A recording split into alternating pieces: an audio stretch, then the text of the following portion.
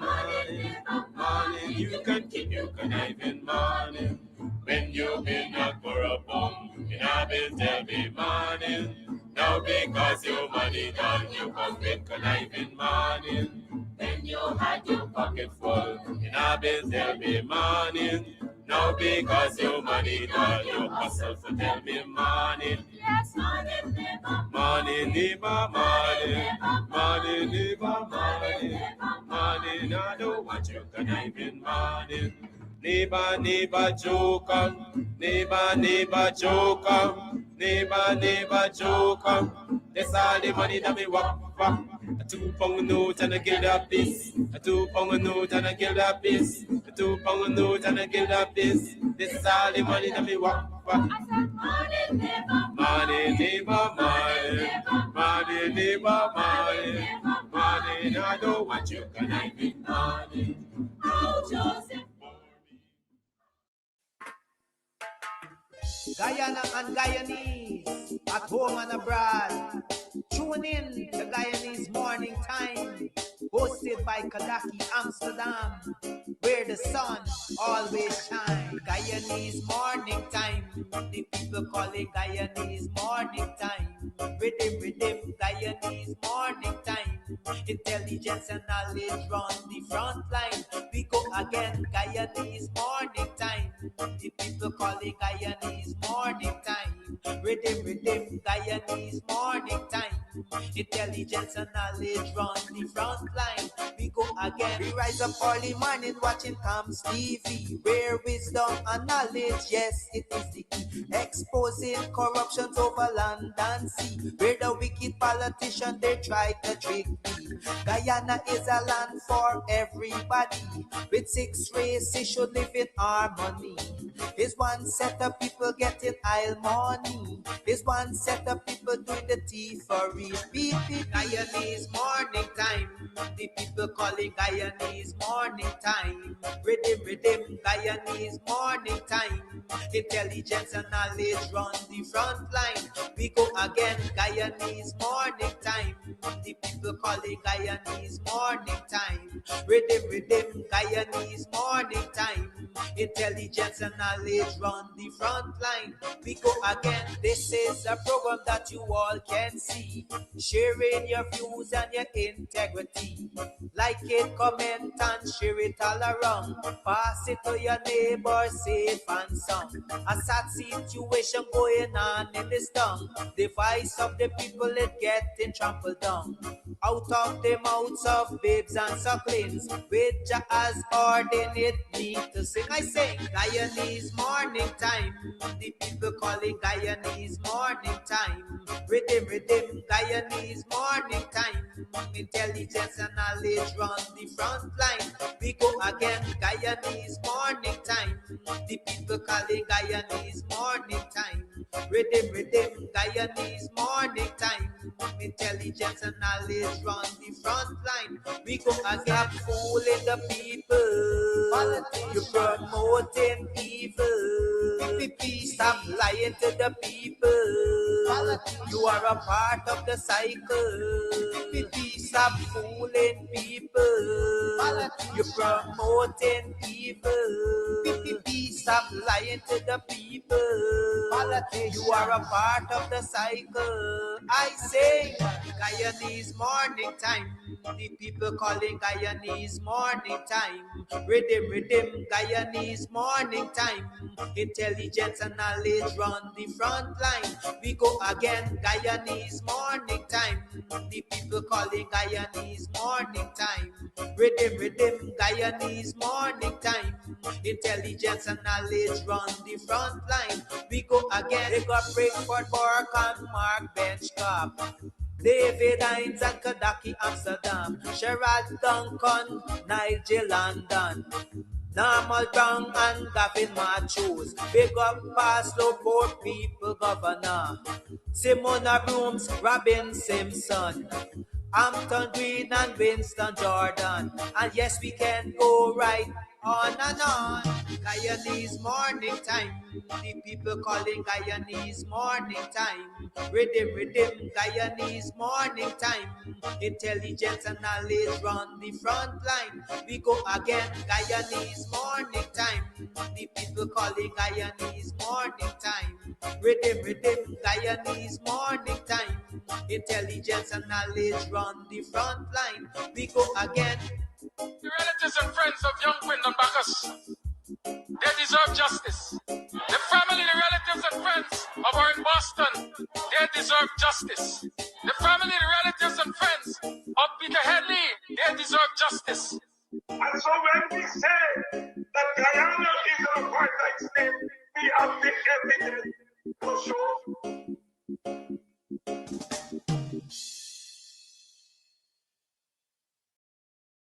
Do you want to know more about 19th and 20th century Guyana?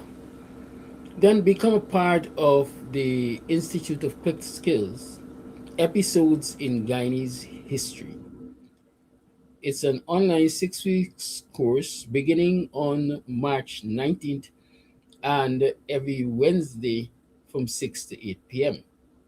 Your lecturer is Dr. Nigel Westmas. Registration is in progress. Registration fee $2,000, course fee $8,000. For more information, call 753-6047 or 223-1571. Email at admin.clickedskills.co.uk. Get the knowledge. Learn more about your Guyanese history through episodes in Guyanese history, 19th and 20th century. Get on board. Get registered today.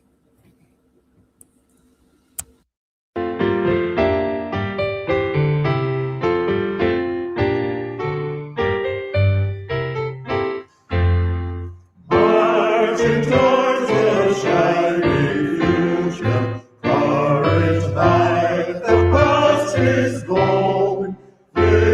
Overcoming fear and counting mountain glory, sun and stone.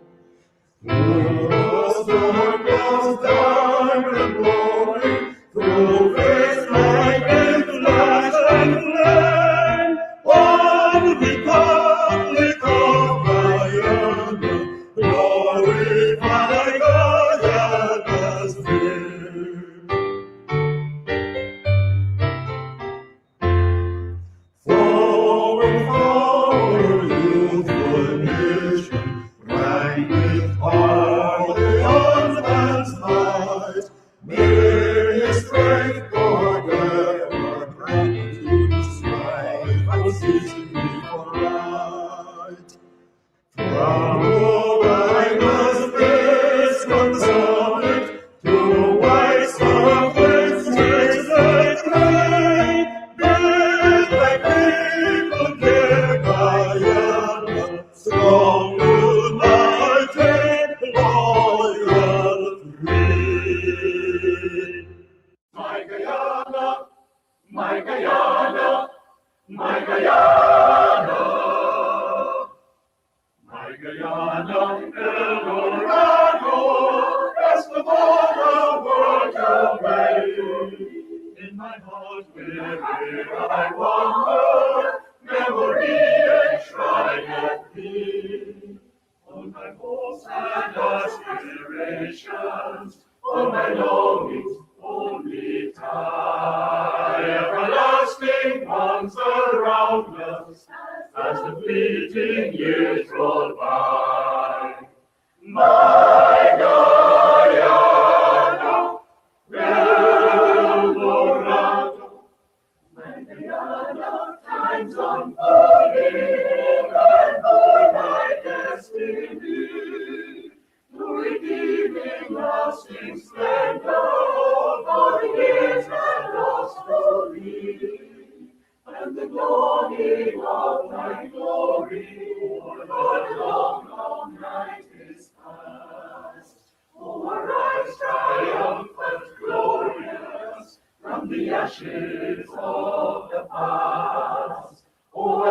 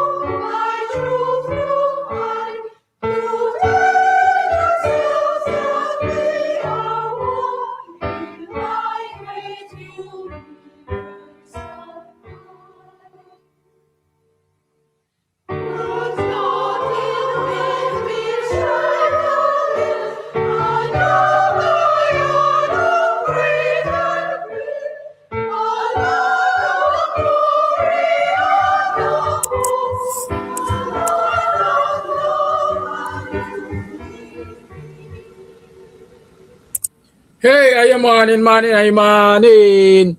Welcome to another program of Guyanese Morning Time. It is 7 hours 36. That's 24 minutes to the 8 o'clock hour.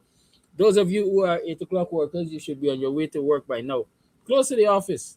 You got to show some dedication. You have to show that you are a good worker. Some people don't know when to call you. Goodness. Yeah, Chris.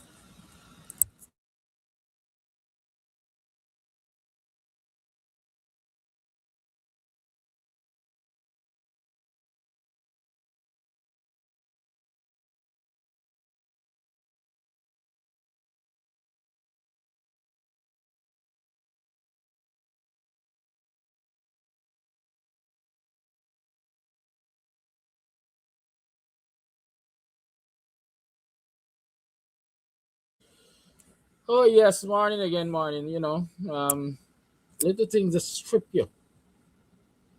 People know your itinerary. They know your schedule or your schedule, but they seem not to respect that. It's all about what they want, when they want it, how they want it, and so on. So that thing bothers me sometimes. Um, but what you gonna do? As we say, what you gonna do? It's life.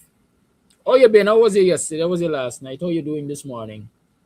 How hopeful are you that things are going to change in this country anytime soon? How hopeful?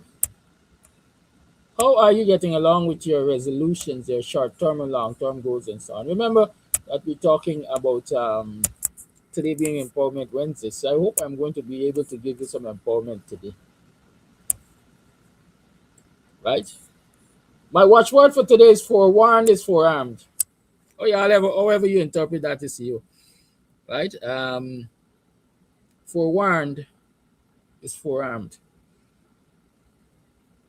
When blind man tell you gonna pelt you, you already got the brick. Y'all know those? Wow, that was quick. When blind man tell you gonna pelt you already got the brick. Think about those things. And think about them in relation to what is happening in this dear country of ours, this dear land of ours, Guyana the free. Think about that and think about it in terms of what is happening to the poorer class of people, the disadvantaged.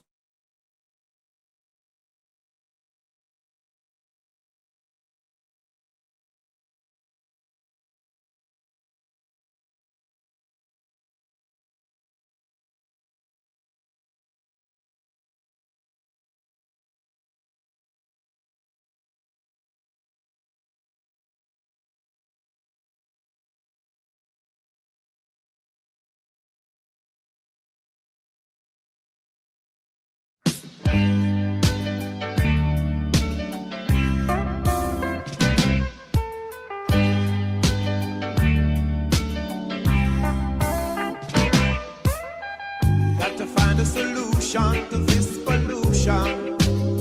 Oh, oh, oh. Got to find a solution to this pollution. Yeah. Got to find a solution to this pollution. Oh, gotta find a solution to this pollution.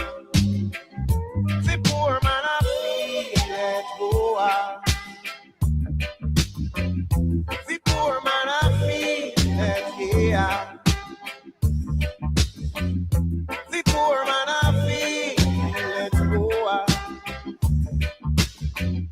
The poor man feel let here. Gas gone up, bus fare gone up, rent gone up, phone bill gone up, light bill gone up, tax gone up, car parts gone up, and we can't take this fuss, and there has got to be a solution to this pollution. Yeah, gotta find a solution to this pollution. We're growing, gotta find a solution to this pollution. Oh, oh, oh, oh. We gotta find a solution to this pollution. Savage Rose, welcome to the program. Sometimes I like questioning y'all. I don't like ambiguities. I like to know clearly what people are speaking of so I can respond and respond intelligently. I'm not a president. So I see Savage. He says, so true. I've heard that from a little girl. Where you heard from a little girl? Age na wisdom, right? Age na wisdom and age na experience either. Good. So what did you hear from a little girl? Because according to the good book, even the child, a child shall lead us, right? Anyways, it's Wednesday, y'all. We're going on with those short term goals, those long term goals, and so on. This song, Peter Tosh, only the poor man will feel it. I guess this song would be eternal. The lyrics are so apt to what's happening in the world right now. Gas gone out, right? Light bill gone up. The Strait of Hormuz, the US said they just dropped a bunker buster. 5,000 pounds, is that it? Well, look at what humanity is doing to one another in the name of who run things. Who run things? Rulers are fighting to rule. But in their fights, at the end of the day, what is there to be ruled? What is left to be ruled? That's the whole story.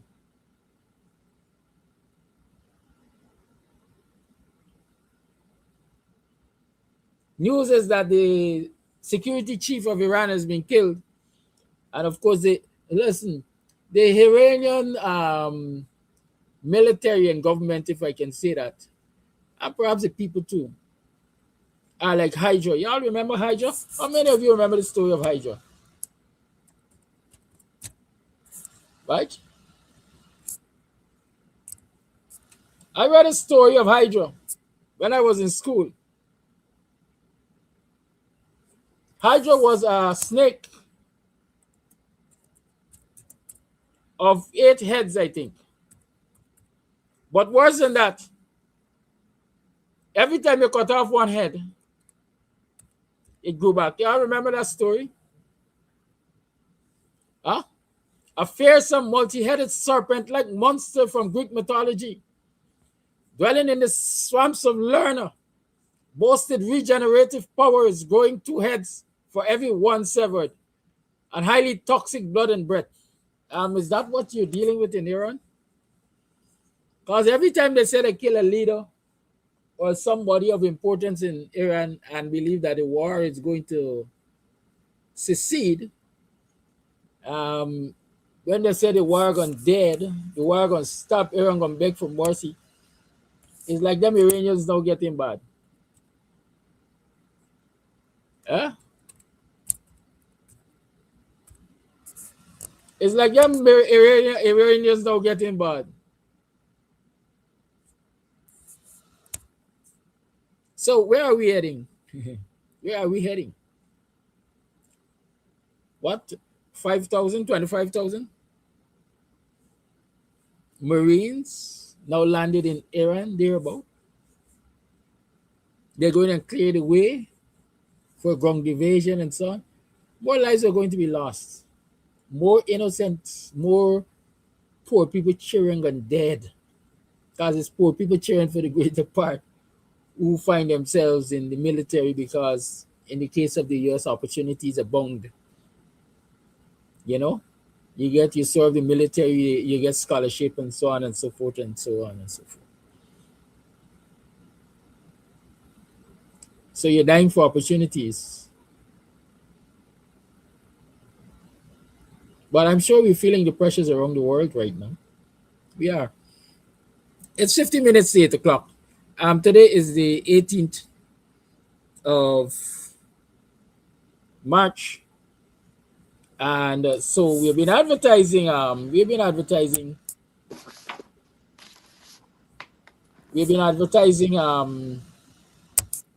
episodes in Guyanese history, 19th and 20th century.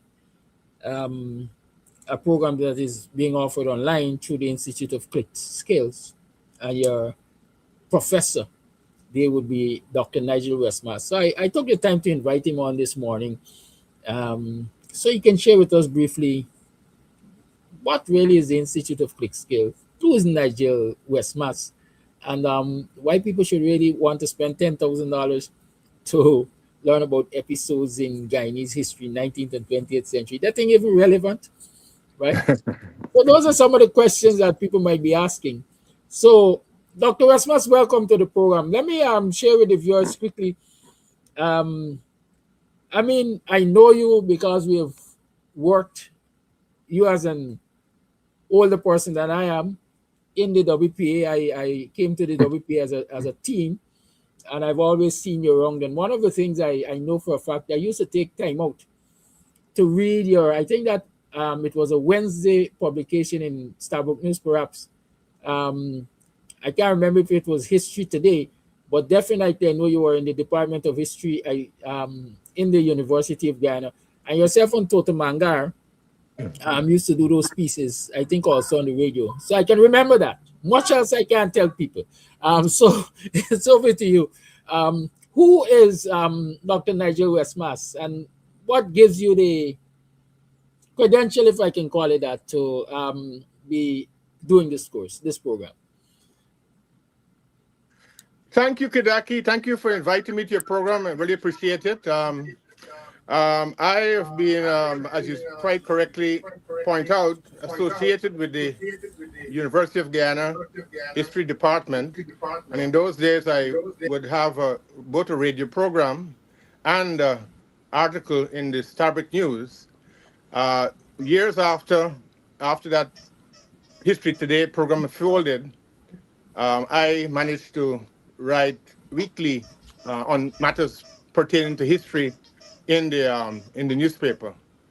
So in terms of background, apart from being, as you mentioned, a member of the WPA, active with yourself and others, and Dr. David Hines, and other members and supporters, I left Guyana to studies abroad, like Dr. Hines, and I was at the Binghamton University as a graduate student and did historical sociology.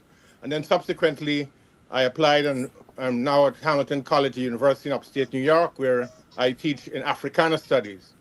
In terms of the program itself, the history program, I think that history is very relevant to us. As I pointed out in a history piece on the week before Starbuck News closed, the last piece I did, why Guyanese history matters now, I pointed out one particular aspect of history which is very relevant, and that is Walter Rodney had referred to the centipedes as working class people in the 1905 riots and around that era, where they challenged the colonial state. And because they were poor and working class, unemployed, and in some cases desperate, they were described as centipedes of low class. And that depiction, if you want to talk about history, now came back into the present to reflect that in terms of, as you know, the question of scrapees and scrapeheads. So there's a direct link between the contemporary scrapeheads and how they're depicted in the media and by the state, and the historical colonial period where centipedes were characterized in pretty much the same way. And so that is just one aspect of why history matters. But there are broader issues related to it. The early period of the prehistoric period of Guyana, when it was not a colonial space, when the native indigenous peoples eventually roamed the area and lived and settled. And then into the Dutch period, where the Dutch arrived. As you know, Walter Raleigh surveyed the area, but there's rivalry between European powers. And then eventually the Dutch set up posts in Berbice and Demerara Essequibo. And eventually, as you know, the enslavement began of Africans who came in thousands, not only to Guyana, but also the region and Haiti and the Americas and Brazil. And that created a whole new episode in formal Guyanese history or early Guyanese history, as we know in the Dutch period. And a lot have been written about that because, you know, 1763 is one of the major events in our history, and that has been publicized quite a lot. But there are so many other aspects which we want to cover in the course called Episodes in Guyanese History. Obviously, we won't be able to cover everything, but that glimpse I just gave you is an aspect of why history still matters. People, as you know, social media, as you have mentioned before in your program, social media has changed the dynamic of relationships but it's also improved it in some ways. You can reach directly to your people, to the audience and to supporters and to people in general because of the social media access, which in the old days in WP you didn't have. But in terms of publicizing aspects of history which are either lost, confused, uh, bent to people's ideologies, and so I think this episode in Guyanese history will help to alter some of that mystification about Guyanese history and bring some aspects of the agenda to the public domain. And that is why the Link Click program is holding this series, and I'm happy to be part of it. I'm not the originator of it, but I was asked to give those History Guyana lectures. Thank you. And so there you have it, guys. Dr. Westmas explaining the importance of such a program as the Episodes in Guyanese History, which starts today. Today is Wednesday. It starts at 6 this evening, and it's for 2 hours, so it's from 6 to 8. Every Wednesday commencing today. You, of course, can call 233-157-1 for registration, or you can also call 753-6047 for registration. I see some people saying they have an interest in doing the program, and they are not here in Ghana. You don't need to be here in Ghana. No, you don't need to be here. They clicked in. Right. Folks have people have joined from United Kingdom, United States, the Caribbean, and Guyana. So everywhere it's possible. Right. So you just need to register. The registration fee is $2,000 and the course fee is $8,000. Some people might think that is big money, doctor, but is it possible that the $8,000 is paid over a period of time? As I said, I'm not directly in control of the financial aspects of it or registration, but I can ask, and certainly that would be a good idea. I think it's important for young people, especially, but all Guyanese and even non-Guyanese to have an interest in history of the country. And if the offerings are in that range and out of the range for some pockets, I think a gradual payment would be a good idea, and I can raise it with the organizers, certainly. But certainly, I think accommodating a partial payment and so on would be good, because as we know, things tight down here, boy. Things tight. Yeah, of course, a lot of people waiting for the 100,000 cash back. You probably raised on your program. I just came on, but you probably raised on the demolishment of people's homes and things like that. So a lot of issues around, you know. Yeah, I haven't gone there yet, but it is one of the places I intend to go. I didn't want to have you on a political discourse as you are promoting and you're talking about the episodes in Guyanese history. Yeah. But there are two important things I'd want to ask you that you've mentioned. One is the closing of Starbuck News. You've been around Starbuck News for quite a while. How do you view, in this time when there is supposed to be more liberty in the society, Starbuck News being forced to close in the way it was forced to close? Well, certainly in the area of nonpartisan political discourse, in other words, reportage. Starbuck News has kind of, had run rankle with all kinds of opposition and government over time. That's the history of Starbuck News, because it strove to take an independent position. Now, it may not always be on the correct path. It may have had some incidents where they didn't carry a letter or reported in different ways, but consistently for 39 years, it has held the mantle. And letter pages was one area in which people could express their views without having to deal with partisan newspapers, but seeing Starbuck News as a vehicle for airing their views. And Starbuck News is quite liberal in relation to that. So I think it's a tremendous blow to the public sphere relative to independent opinion in Guyana. And as I said, for 39 years, it has held the mantle both in history and teaching of history, as you mentioned in the History Today articles, not only by myself, but Professor McGowan and Tota Mangar and James Rose and a whole set of other Guyanese historians who have held the mantle for many times, and Starbuck News is very accommodating.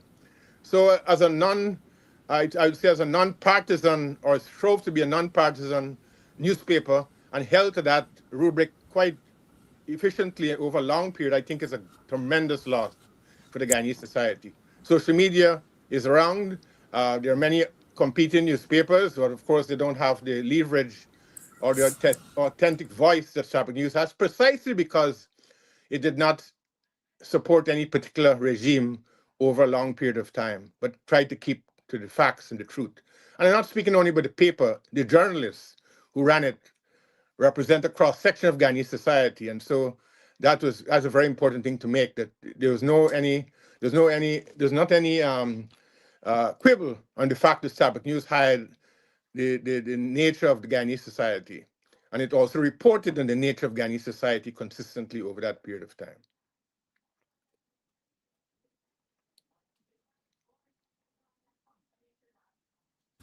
Thank you, Nigel. Give me permission to call you Nigel. This is why I custom Yeah, call yeah, you. no problem. Absolutely. uh, right. As we reflect on history and the importance of history, you mentioned earlier the demolition of people's homes. You have been a political activist. You've been, I want to say, a historian in these shores. Have you ever seen the kind of inhumanity, if I can call it, in this country prior to now? Well, there have always been periods in the colonial period where the inhumanity of slavery was, of course, the principal one. The inhumanity of indentured servitude, the inhumanity of treatment on the sugar estates, the inhumanity of treatment in the village movement, especially the African population after emancipation when poll taxes were enacted. So it was a secretion of both uh, active moments of repression, but also individual moments or sort of state colonial moments of repressing the population in general by poll taxes and racial discrimination. But in terms of the modern period, it certainly is a very troubling thing that because, as Martin Luther King said, the moral arc of history bends towards justice. And so you would assume that given all the trials and tribulations of Guyana over a long period of time, that you'd have a more of a portent of justice and equality and freedom in the horizon. Unfortunately, both in terms of the press and in terms of people on the streets, or lack of people on the streets in relation to violations of their homes and things like that, I think it's a very bad period. But it's not the only period in Guyanese history where it is tough, but it is in terms of what should be now because we have so much progress and we came out of independence, which is celebrated this year, the 60th anniversary, that we should be reaching an arc of both unity and equality in the society. And I don't think that is very visible right now. What might bring us closer to that position? Well, the things that you and I fought for in WP and the late Dr. Rup Narayan and Walter Rodney and Dr. Clive Thomas and others is that Guyana needs a political solution. It needs a multiracial solution. It needs a changing of the constitution to accommodate rural and and urban centers of power. And it needs dialogue, consistent dialogue, and of course, sovereign wealth fund, as they call it, that needs to be democratically distributed so that all people can benefit from the oil wealth, not just a segment of society. So that is where my head goes in relation to equality. The old WPA proposals, which were forged in terms of independence from the major parties, and still is yet to be recognized. So I would say that is the area which we need to go to for unity, but also people, as you and probably others have mentioned, that people still need to protest in spite of the way protest is stigmatized, because protest is the only instrument available to humankind in relation to crisis. And I'm not speaking only about Guyana. Around the world, I think when I came on, you're just mentioning how the world is in tatters. The whole world is in problems in relation to violence and the United States violence against the region and in the other parts of the world. I think it's a very troubling time. But to go down to the particulars of our individual lives or your individual lives in Ghana, because I'm abroad, so I can't speak directly from the ground. But as you know, the diaspora is very linked to Guyana in spite of anything else over a long period of time. That is very troubling to see some of the developments now. Thank you, Dr. Westmus. Again, Dr. Westmus is here for us to talk about the Institute of Quick Skills and the episodes in Guyanese history, which starts today. It starts today. It focuses on the 19th and 20th century Guyana. I see Miss Michelle Joseph has put some information in the chat there that yes, the payments could be gradual, and information to register via WhatsApp, etc., has been published by Michelle Joseph. So you folks on the live, just follow that instruction and proceed accordingly. Dr. Rasmus, I wish I can have you back at some time to Sure, have a no more problem. in-depth Anytime, discourse on Guyana and history and politics and so on and so forth. No problem. I know you have your own appointment today. It was a last minute call. I have an appointment, yes. So. Thank you very much for your presence. And thank you for having me. I really appreciate it. Very appreciate it. And thanks to your listeners as well. One love. One love. Yeah, so that was Dr. Westmus there for you. And so you've heard and you've seen the person. You've seen the man in flesh. And Nigel has always been a good soul, if you can see that. I always remember him as a youngster. He's one of the persons who very subtly, I would say, shaped me into the kind of person I am. And I really, really believe that understanding the history of this country, 19th, 20th century history, modern history is history. If we get more people to understand from where we came, they will get a better understanding of where we are today and perhaps be able to chart a different course or a proper course to where we are heading. And so I personally recommend this course, episodes in Guyanese history, 19th and 20th century Guyana. I'm happy that they will take gradual payments because it's about $2,000. In fact, it is not even $2,000 a week because the program is for 6 weeks, right? 12, 6 is 72, maybe $13, $1,300 and some dollars, less than the cost of a food per day, right? Less than the cost of a food per day you're paying for a week of information, tutoring, knowledge on the history of this country. And so I definitely would recommend it. I thank you much, Denise, for volunteering to pay for one person who is here and would like to do the program. And then I think I saw somebody else. Yes, Sandra. Was it Sandra Hanover? Simone Blackman said that she can pay for one additional person also. When I leave Facebook, I usually don't remember this kind of information. And I don't have a secretary or an assistant to take note. So I would be happy if you inbox me on WhatsApp, you know the number 6225933, to remind me of your commitments. And so I can really act on them. I can action them. I welcome that kind of humanitarian effort, if I can call it that. I know you guys always support what we do, and you always are looking forward to or looking for a way in which you can help those who are here and would very well benefit from that kind of help. So kudos to you. Thank you very much. It's 5 minutes past the 8 o'clock hour. And, in our little discourse just now, the topic of what is happening to the people friendship came up. It is one of the things I wanted to talk about, especially given it's Empowerment Wednesday. I always try to focus on these issues on days like today. The audience is a bit low today. I don't know why, so y'all might as well get busy sharing it while we listen to some more of Peter Tosh. Let's share the live and invite others so that we can, have a widened discourse on this friendship, eviction, land eviction issue, and so on, and others. So share the live. Gotta find a solution to this pollution.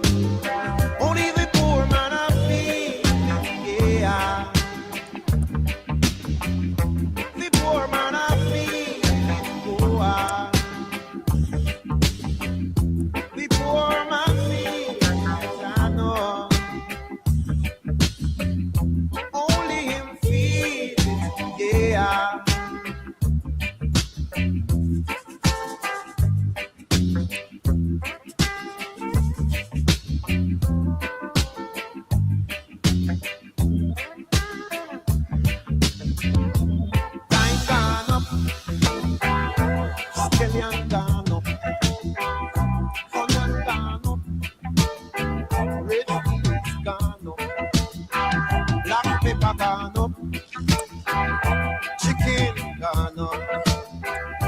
And Shondell from Golden Grove is shouting out Patrick from Ansgrove. Happy birthday, Patrick, coming to you from Shondell.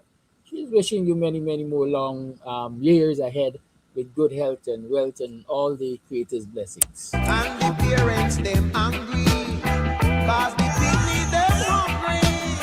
And there has got to be a solution to this your pollution right now.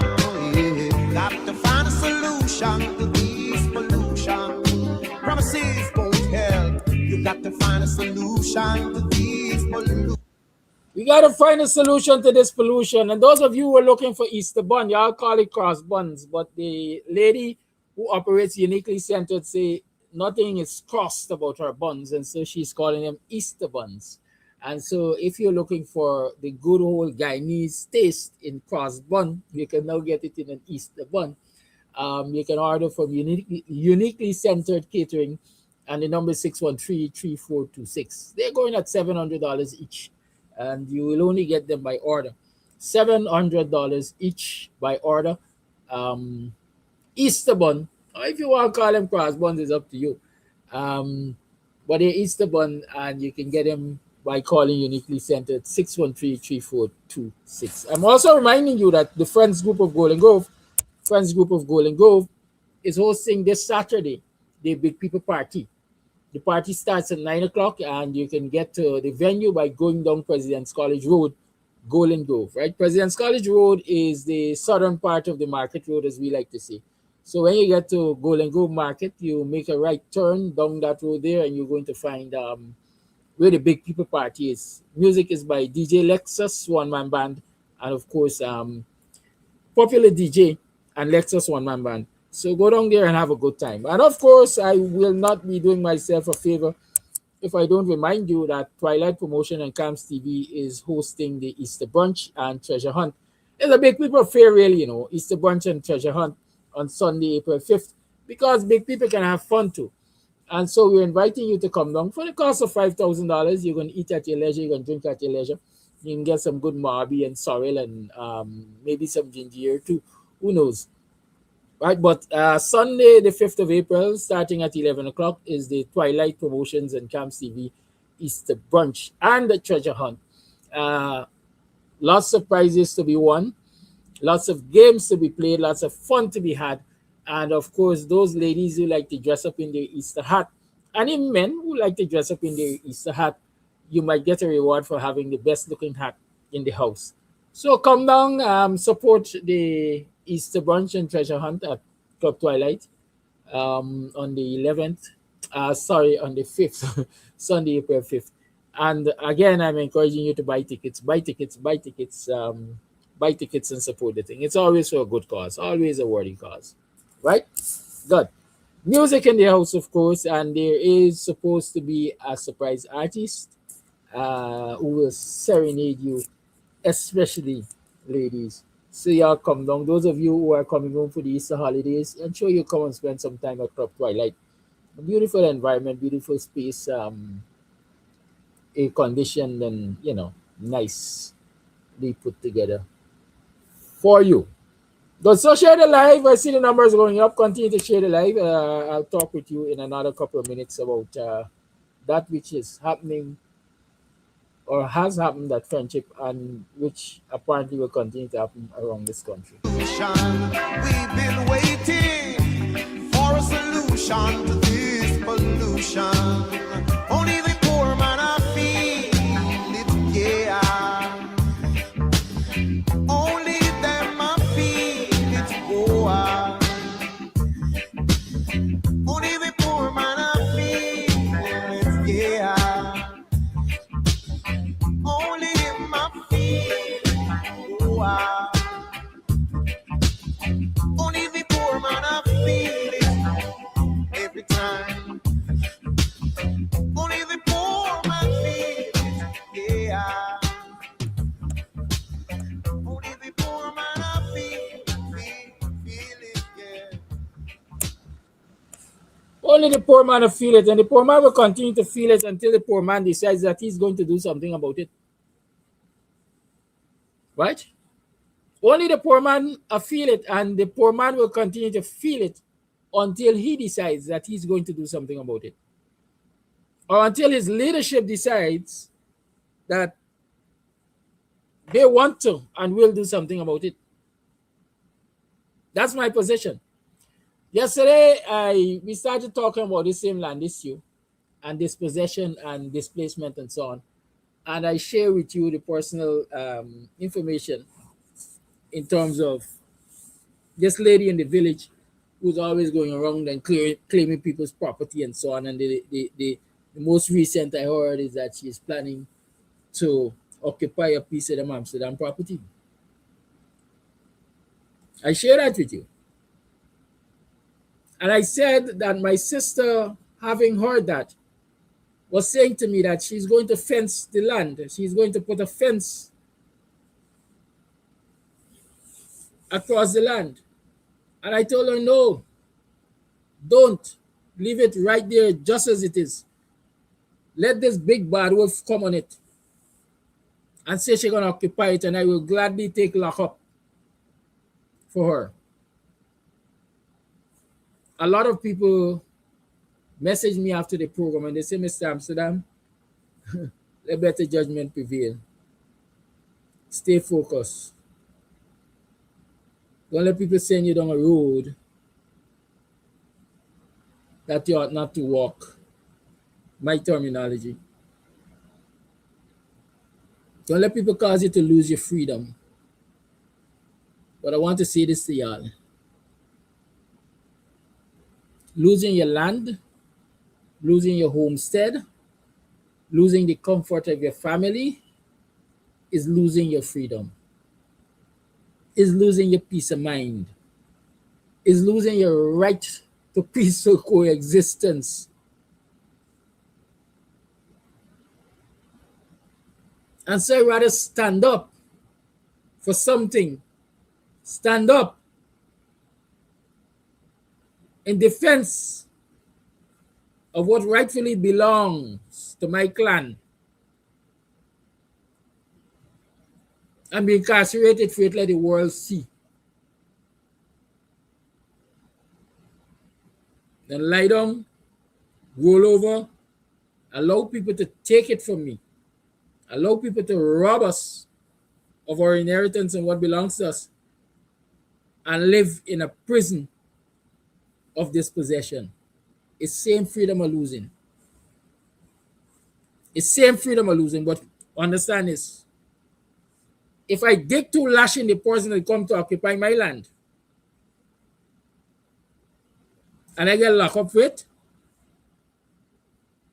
my children will very well still be able to enjoy the use of that land because I defended it.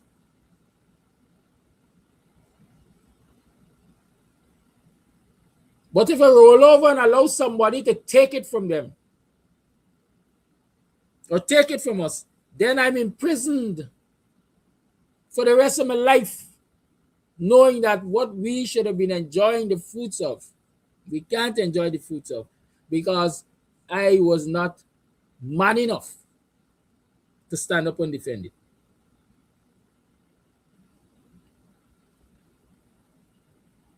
I want to take that as a broad brush for the leadership of African Guyanese, black people, as we like to say. I want to take that as a broad brush for the leadership of people in general.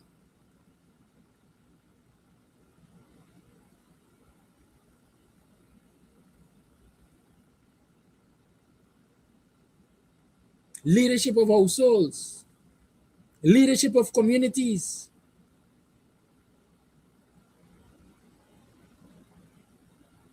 And say that it is all well and good to value your freedom from incarceration. But how do you face yourself, and what kind of freedom, what quality of life do you enjoy when you look around you? In this case, 60 families, not 60 persons. I hope I get it right. Not 60 persons, 60 families are being displaced from a 10-acre, approximately 10-acre swath of land. There are all kinds of discourses around the land.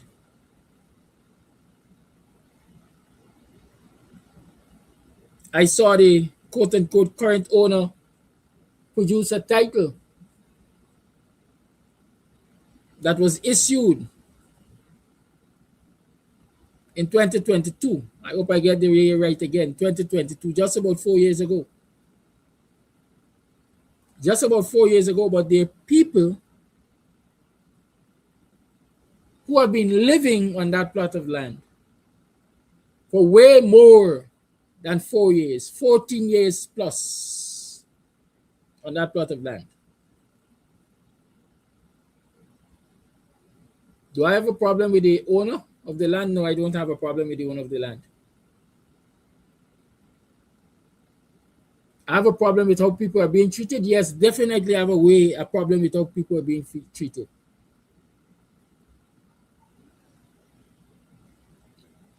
But most importantly, I have a problem with how we are failing to organize as families, as communities, as a wider community, as a group as an ethnic group, as a political group, as an economic group in this country.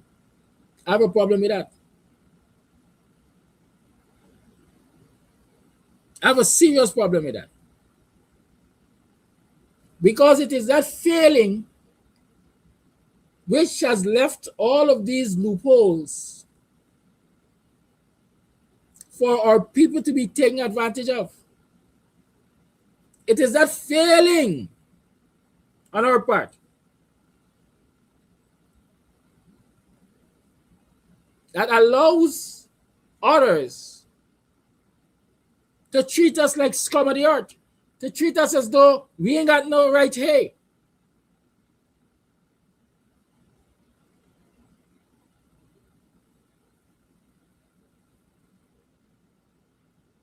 We have to start treating land the way it should be treated, as our lifeblood.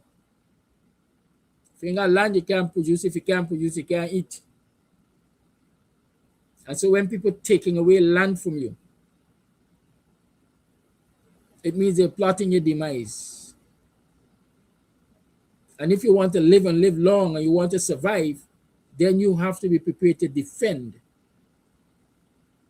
that which will give you a livelihood. And you say wake up in the morning and decide you're going to pick up arms.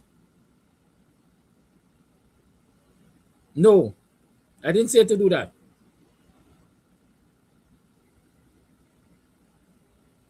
I didn't say when they come and tell you that it's their land and they're going to come back for put you off, to organize yourselves into guerrilla groups and lay wait for them when they come back.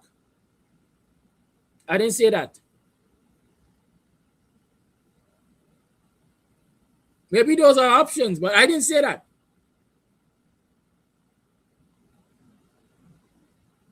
What I'm saying is that we have to understand the importance of organizing ourselves. And this is how I see we can organize ourselves to ensure that we don't continue to suffer like this across this country. Leadership dictates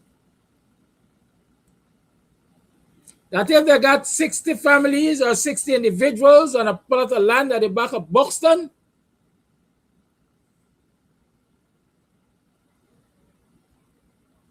and the political leadership get word that they're squatting, and the land is unregistered, the political leadership should take the time, mobilize resources, and go and sit quietly with those 60 families and discuss the way forward, how they can organize themselves to ensure that they don't lose out on the occupation of that land. All right, somebody decided that it's the right time to call, but it's not the right time to call yet. I'll tell you something that I find on this program. I might be wrong. There is a group of persons who will just sit and wait for the lines to be open to call.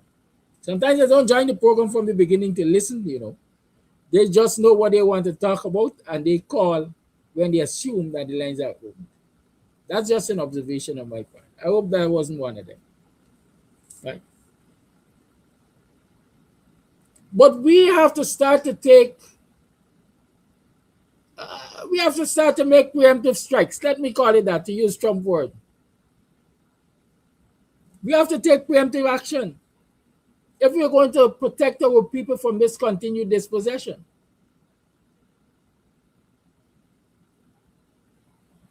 I'll tell you a story here. It hasn't hit the news wave yet, but I'm going to tell you a story. Several weeks ago, I got a call from some representatives at the Neighborhood Democratic Council. Mr. Hassan, we got an issue at the council. A man from Borbis turned up with 21 titles for lands at the back of Friendship. 21 titles for land at the back of Friendship. We suspect this thing to be bogus, etc., etc. And so the councillors, they are resisting the acknowledgement of this information. This as presented by this gentleman.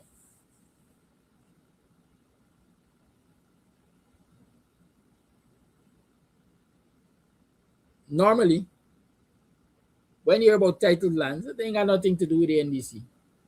Especially if the NDC is, if the proprietor is paying his or her taxes, and whatever is due unto Caesar is being given unto Caesar. But the councillors are suspicious of this 21 titles turning up from this person in Borbis.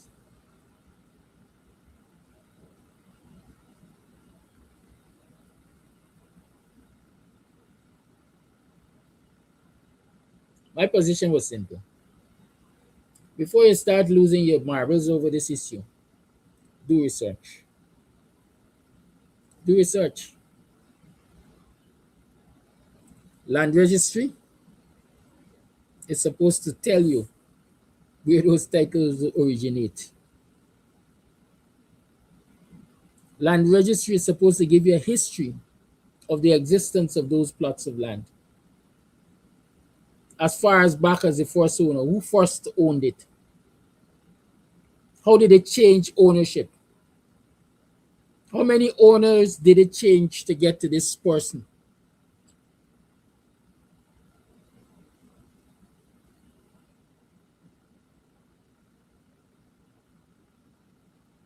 I'm saying that to say this. When 60 families occupy a plot of land that they're claiming that owner and is squatting land, there's a simple way of finding that out. Poor people might not got the knowledge, poor people might not got the resources, the ordinary man might not know the channels through which to investigate these things. But they have political leadership. They have community leadership. Those who have the ability and the capacity to lead in instances like those need to step forward,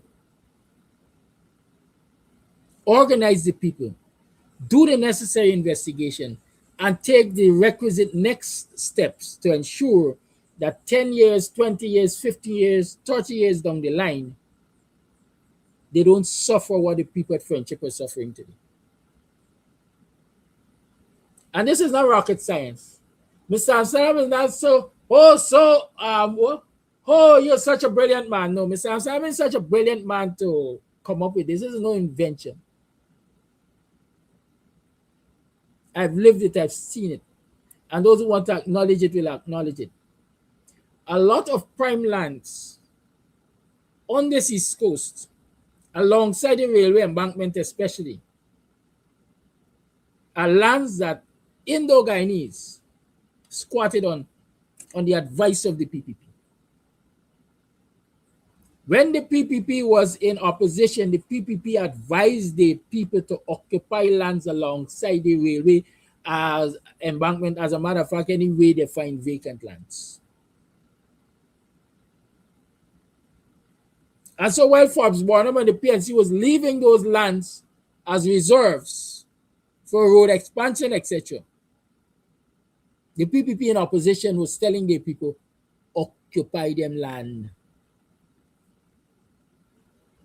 They started by farming them. I'm telling you because I lived it. I saw it.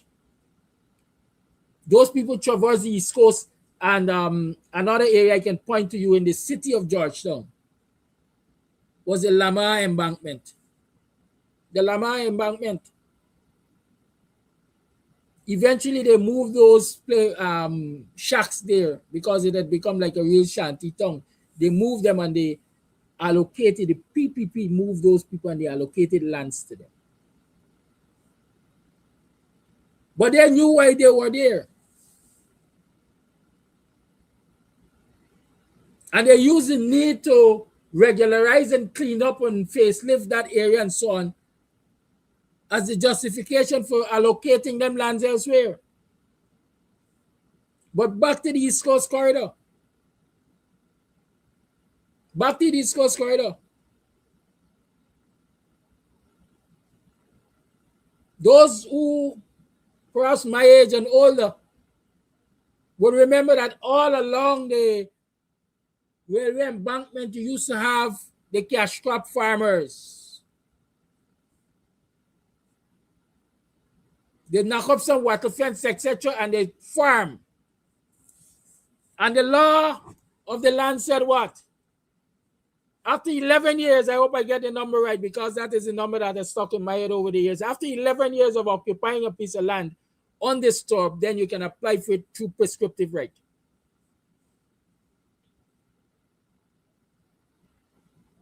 And so the PPP had their people occupying those lands under the guise of farming them cash crop. And when the 11-year period reached,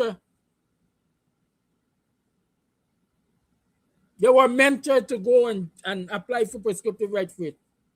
When St. John is telling me 12 years, thank you. And so a lot of those prime lands along the East Coast, the railway embankment that all kind of big businesses and so on are now occupying is lands that Indo-Guyanese especially were squatting under. They were encouraged to squat on. And then the people went into government and they regularized them. They regularized them. And there's some Afro-Guyanese communities where Afro-Guyanese people went and squat too.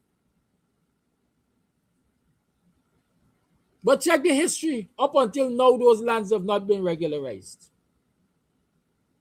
They have not regularized them up until now. Vigilance South, a well laid out, well established area, Vigilance South, and the PPP has recently done a scheme at the back of Vigilance. But the people in Vigilance South, close to the railway line and so on, a lot of them are not yet regularized. They're still listed as a squatting area.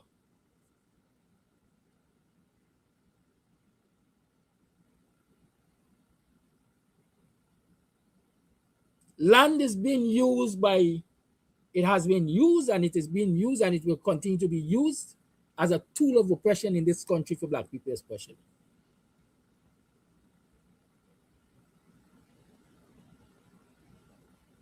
Check the history of the PPP regularizing lands across this country, and you're going to see predominantly it is Indo-Guyanese who have been benefiting from those land regularization programs.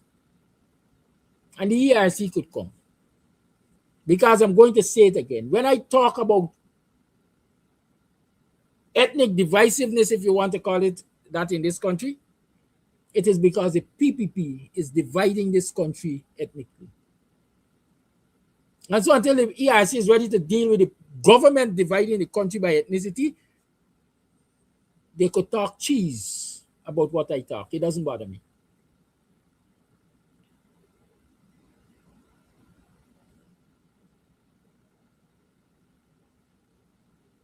And since the PPP could have organized their people over the years to squat on land and eventually get regularized, by providing the necessary mentorship, guidance, and maybe resources in some instances to make it happen. The time is long gone, and the time is now for African Guyanese leadership to understand the importance of taking that same page out of the PPP book so that they could empower the people.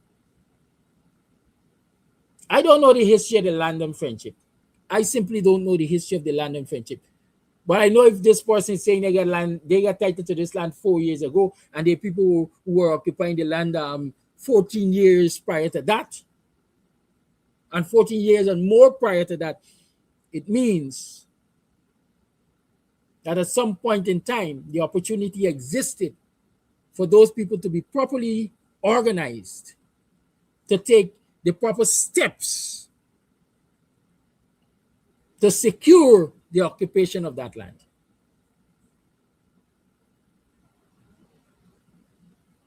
I tired of coming and tell you how sad it is and how much tears it brought to my heart, to my eyes, and all of that, to see those people homes being dismantled. The children will be affected, the education will be affected, the adults will be under pressure, and all of that, and mental health and all of that. I tired about telling you about that. That is a small thing.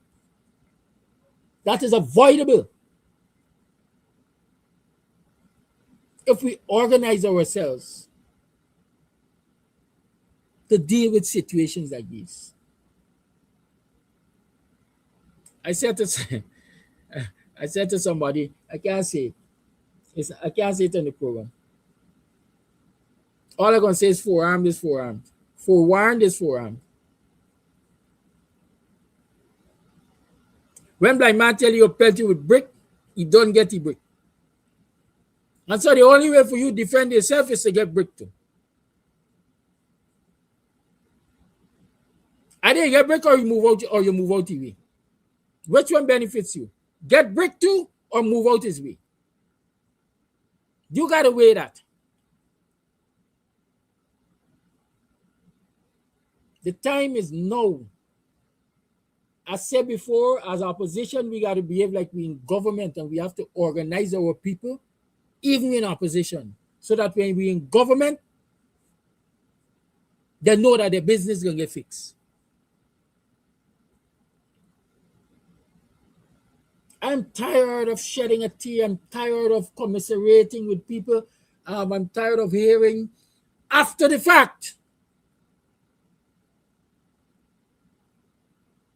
I'm tired of hearing after the fact.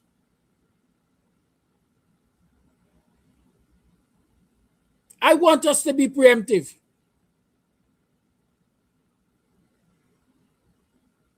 I've been talking at least since this year started about the situation in vigilance.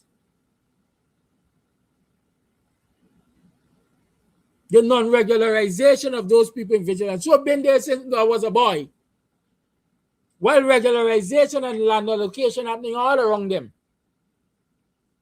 I've been talking to you about it since the year started or prior.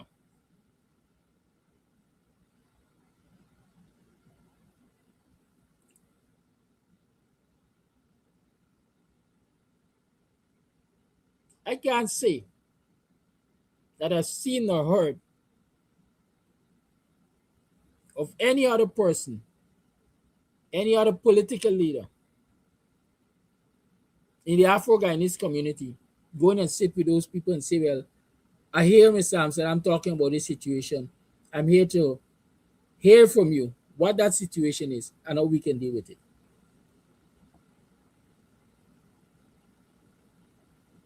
They got someone who will tell me that it's my duty to call them and whisper in their ears and maybe hold their hand and carry them to the people at vigilance.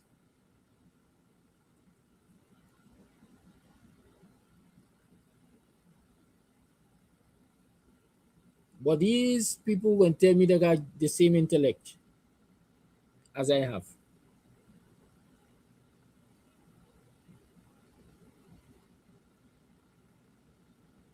They got more authority than I have. They got more access to resources than I have. What is stopping them from doing the work that needs to be done?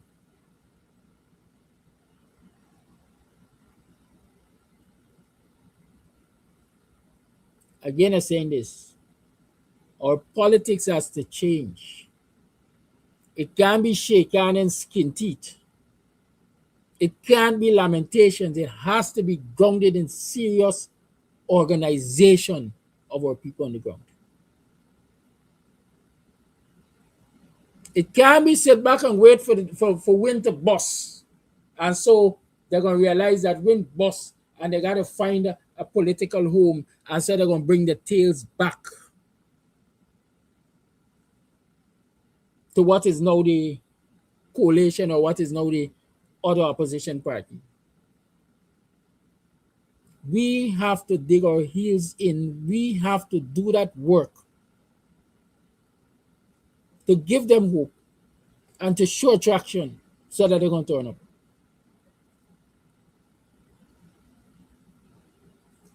Is Moko, is Sapphire, is Friendship, is Plastic City, is Traspe.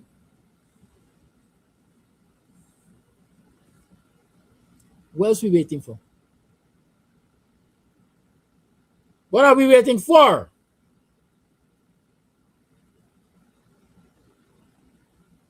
Local government elections are approaching. I see nobody fighting to get anything fixed before going into that election. That's their business. It's not me business because, quite frankly, like I say, I ain't got the energy to participate in any election that's going to be a farce. So it's not me business. It's their business. All those who contest in local government elections, it's their business. I ain't see nobody fighting for biometrics anymore. I ain't see nobody fighting for clean voters list. But I hear people talking about local government election.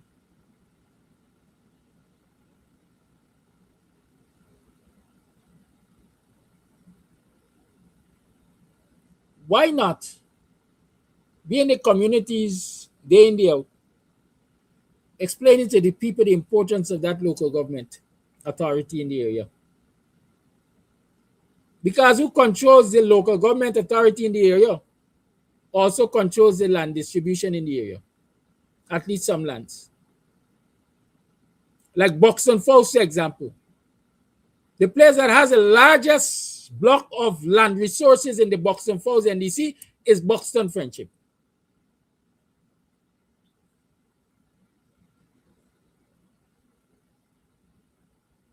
And so there's a large acreage of land in Buxton Friendship controlled by the NDC. That the NDC or whoever controls the NDC can actually dole out to residents of the NDC in whichever way, shape, or form they see fit. Two leases. If you live in a neighborhood, the resources available in the neighborhood is available to every community in the neighborhood. And so all of the land resources of Buxton back is available to every resident in the Buxton Falls neighborhood. So from Buxton all the way to Falls.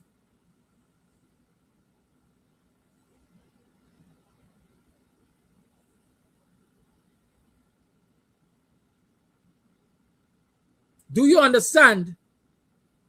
If the PPP, for example, wins and dominates the Buxton Falls NDC, where those land resources could find themselves? Are we taking our time to explain that to our residents? Are we going house to house and chat with people so they understand the importance of that? So that when it comes around to the local government election, we give the PPP a resounding beating so they ain't even got one seat on the council to determine or deter anything. I don't know we're doing that. I know we're waiting for the local government elections to be named and to do our usual traditional campaigning.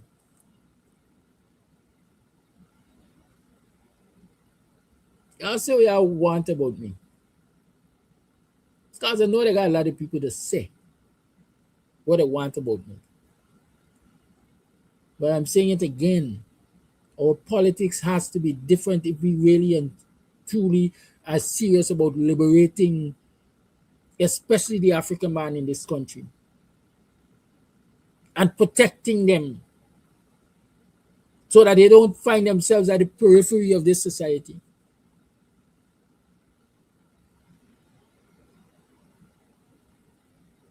We have to organize differently. We have to work smarter.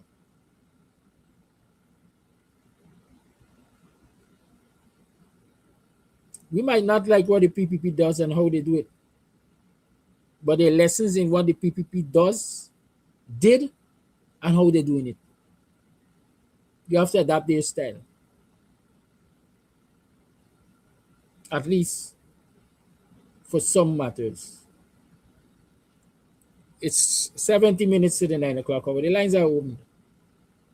Don't call me and cry about friendship. I feel friendship.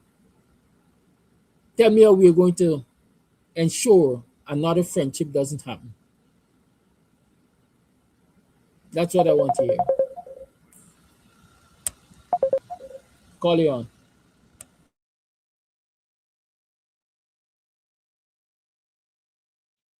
Yeah, morning, brother Kadaki, morning, viewers. Listening the program and listen to the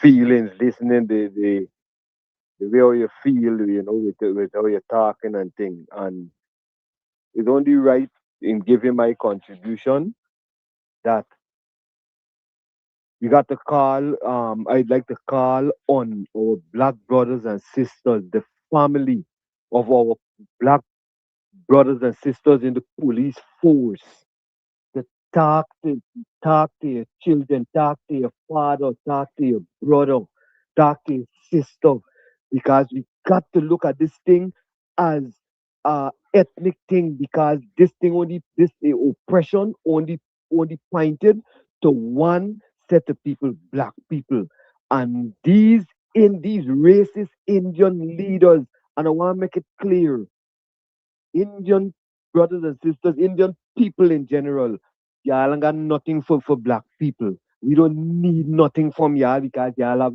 nothing for black people.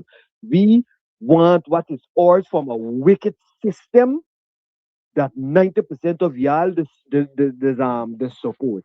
You understand? Which is the PPP.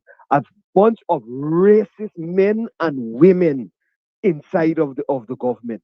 This way we fight there. So y'all just understand that if you see when we decide, because they're gonna push we till they're gonna break we. And when you see we take the road and start to go on, we ain't coming with guns or nothing, we coming with we body. You understand? And we don't be coming to none of y'all because y'all don't have nothing.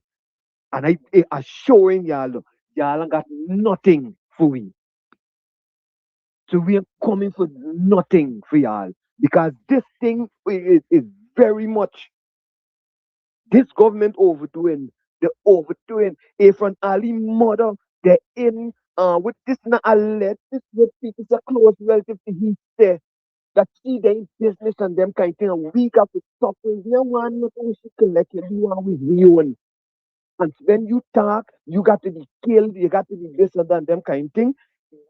Well, we got to start educating with black brothers and sisters them in the police force and the giant services, that they we open their eyes, start the love in them and let them get conscious and understand that they gotta do the work better, because they're using them against themselves. Because when they kill is black man like they self the killing out, and them thing and they gonna collect a little piece of money or a new car or a piece of land and them kind of thing. And we got to keep educating them, because that is the only force with this wicked stinking government got them and got nothing else. Because the Indian people would they got a lot of Indian people would see is wrong, but they can't do nothing because they would kill all of them. This how wicked this government wicked. And we got to enlighten, we got to educate our black brothers and sisters in the armed forces, because there's where the PPP strength there. for do the all them skullduggery. Since the thing they come with a set of police or you to hell with ERC. Yes, a racist cabal there in ERC and the black brothers can't do nothing inside of there. It's a shame to see ownage sister, ownage Walden, black sister, ownage Walden, all of these black brothers and sisters in the PNP, Mark Phillips, in the PPP, in this seeing this injustice and just they're silent and not saying nothing because you know why? Them is not supporters of the PPP or members of the PPP. They are employees of the PPP. That is why you see they can't say anything. And the only time they could say anything is when to bash those who represent the black cells like them.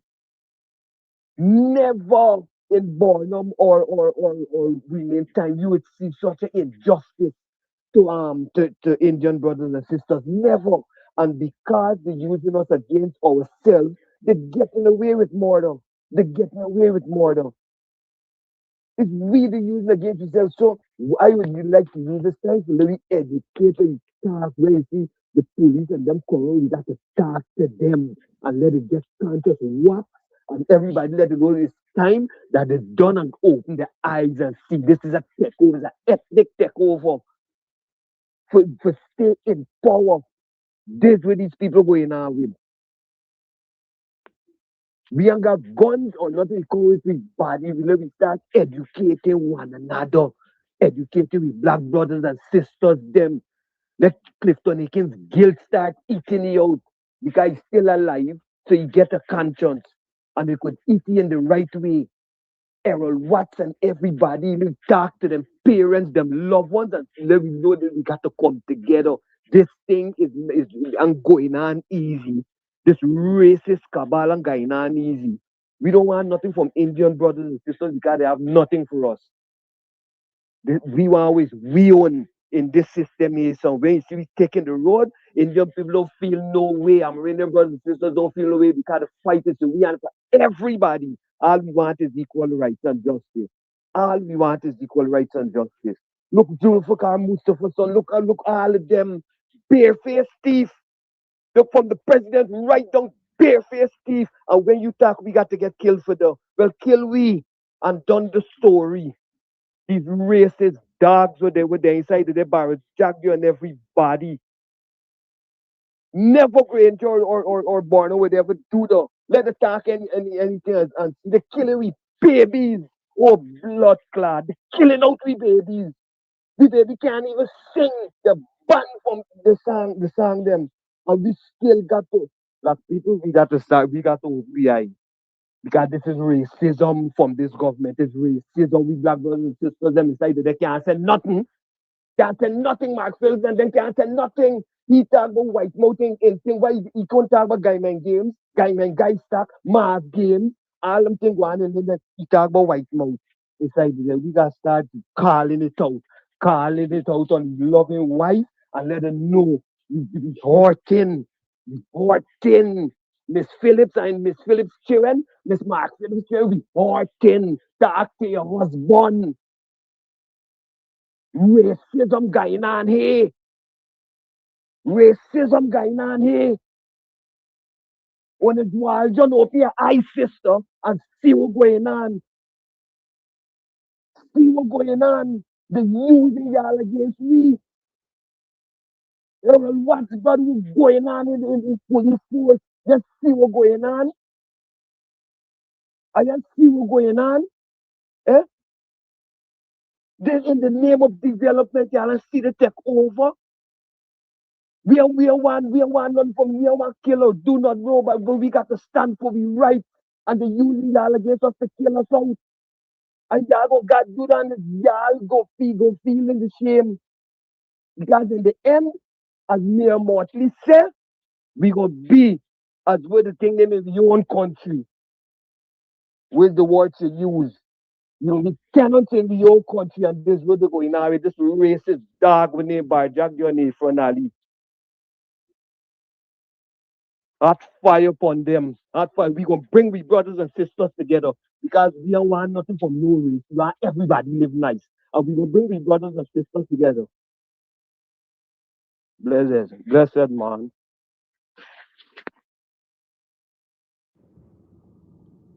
Good morning, Kadaki. You know, these Guyanese people, they don't like to feel pain. And sometimes if you don't feel pain, you can never gain. They don't want to sacrifice.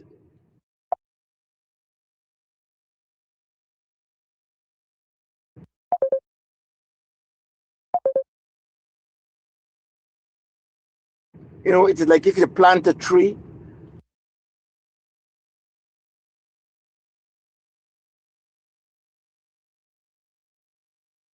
and that tree is going to bear when they are old or when they die.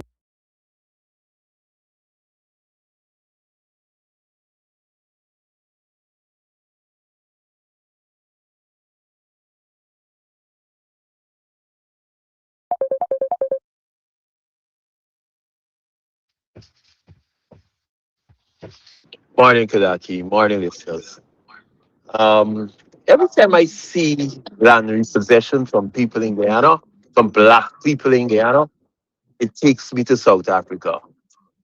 The same thing the Dutch did, the Afrikaners did to the black people. Take away the lands, the arid lands, the prime lands, right? And push them behind the mountains and build townships without electricity, water, and all the other amenities.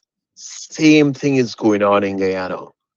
Taking away black people land and show you anyway, no water, flooding, every single thing.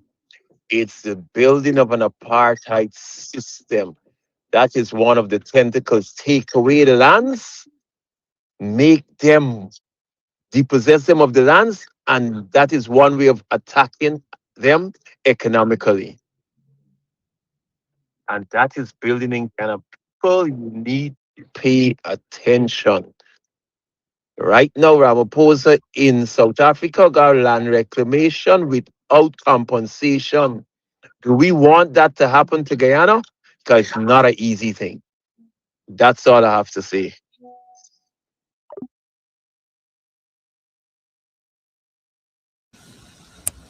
Thank you for your call. I see Mr. Jordan is cautioning us. He said you gotta be careful. In as much as you empathize with the people at friendship, it's clear that the land is private property. Despite there's some people who occupied it for 40 years beneficially. That's my point. That's what I'm saying. We have people occupying this land for 40 years beneficially.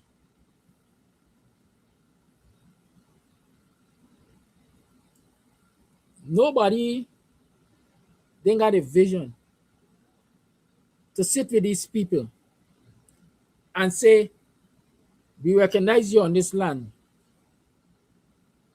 We know you ain't own it. This is what you ought to do to protect yourself in the long run.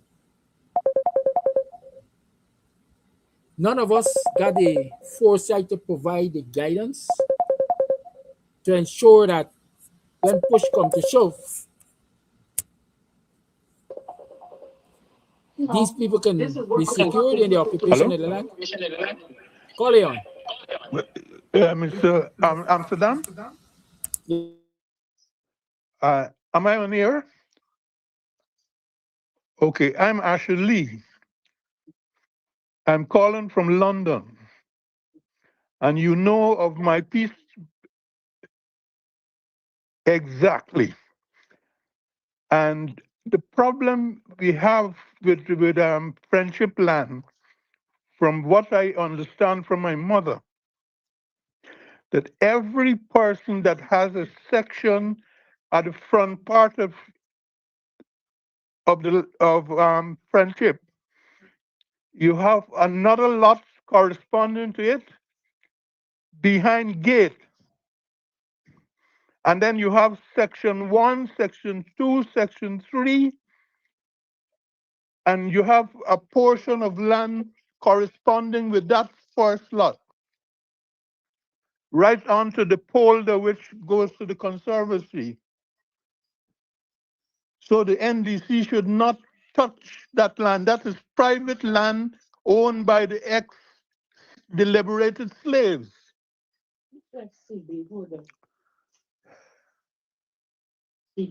And the other thing about it is that I have a person that is sitting at the back of my portion of the land in front.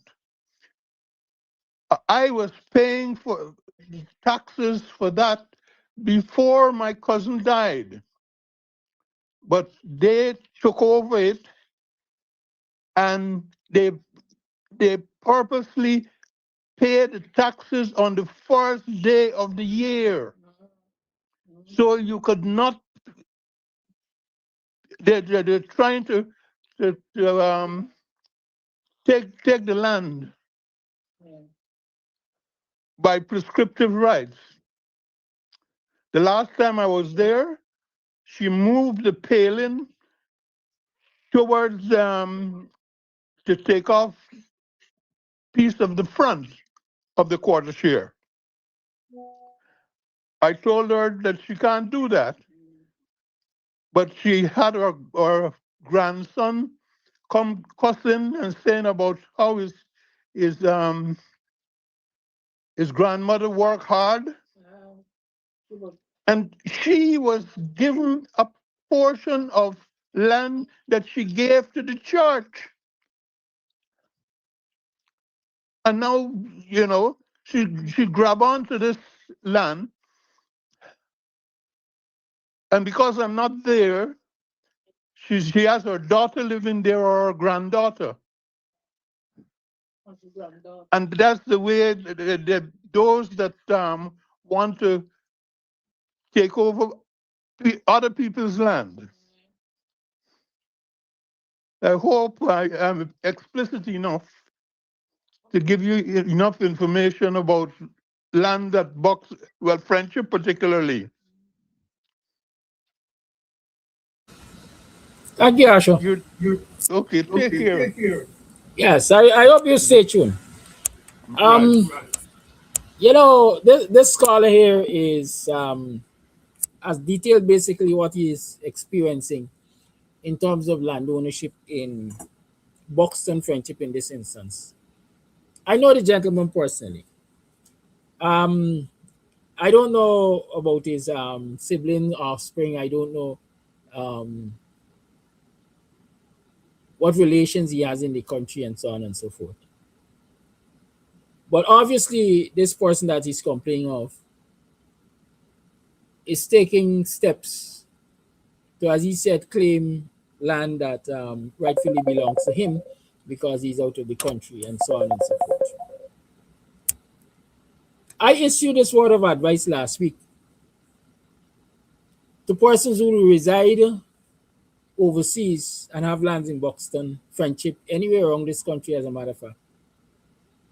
If you are not convinced that you have children and grandchildren, second and third and fourth generation who have interest in the land that you have in Ghana, the most beneficial thing for you to do is to sell that land and invest your money where you are.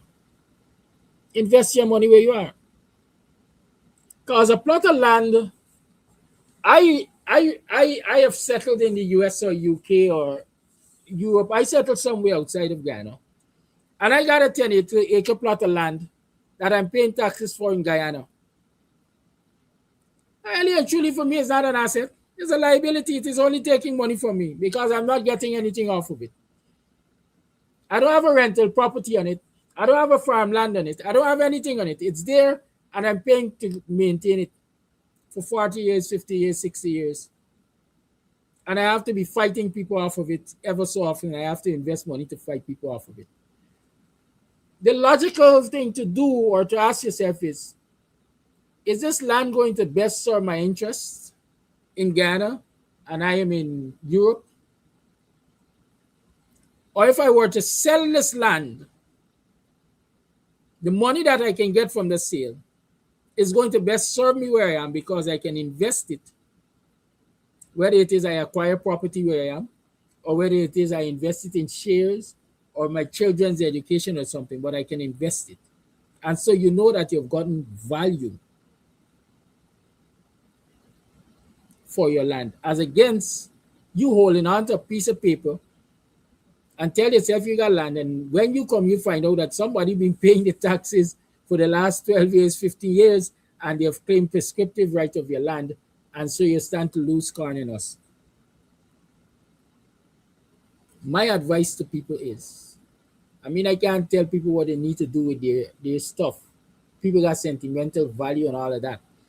But my advice and my logical reasoning is, listen, if you have settled in a foreign country and your second and third generation are settled in that country,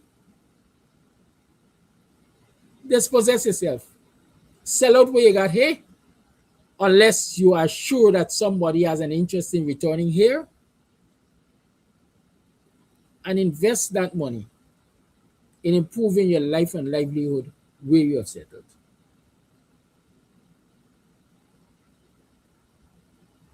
In this instance, Asher is an elderly gentleman. Um, like I said, I don't know who he has here and so on and so forth. But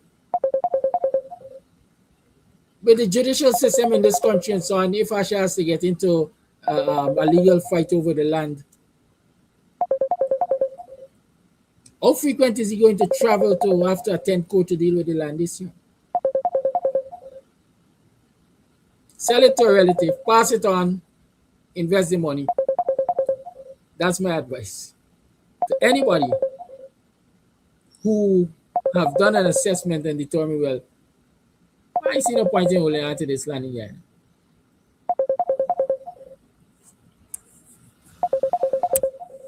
It's 3 minutes past the 9 o'clock. It means it's program time for us, but of course there are voice notes I want to play. So let me play those voice notes so you can benefit from them, and then we can see if we'll take another call or so.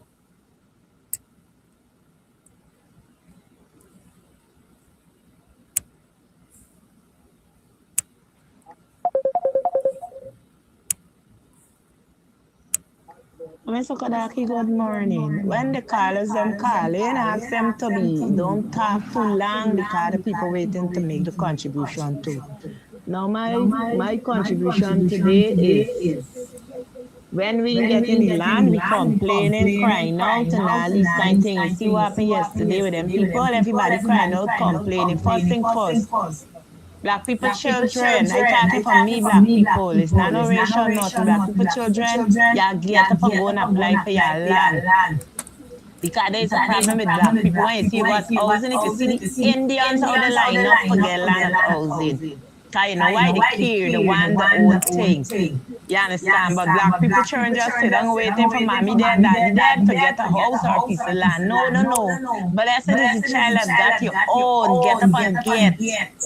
Another thing, I get through since 2024 with me land at Good Hope. And let me tell you something, every Sunday I just go in there because I bill in. Mind you, they ain't got no water nor no light or no nothing in there. If rain fall, you can't do nothing because you got to depend on rainwater to bill. Number two, Black people get land in there. You know, can you just see them, the name on the land and everything. If you see the grass of a tall more than me, them ain't even going to weed the grass. And them is be the first to run and jump and complain. I apply, I mean getting through. How long I apply? Mind you, I applied since 2009 and I get through last year, 2024, and I thankful for it. I glad because I start bill. Not for them, they even start. We, since they get it, they never go back. And they're complaining and crying out and running here, there, all over when things were. Right? Even to me neighbors, them, me two neighbors in them, I didn't even know who's them because I never see them. You understand? And it's Black people too. And I never see them. They don't even come and weed or do nothing. There's another thing Black people must, because you know why the government should do? Take back the land and give. I like them people in friendship there. They should go into Good Hope there and take back enough of them land and give it to them people because them people really need a piece of land to build. Them people really need a piece of land because they ain't got no way. You understand? All of them will get in the land and 10 years and how much years you don't get back and you don't doing nothing. Take it back because you don't really want it. This is my contribution for today.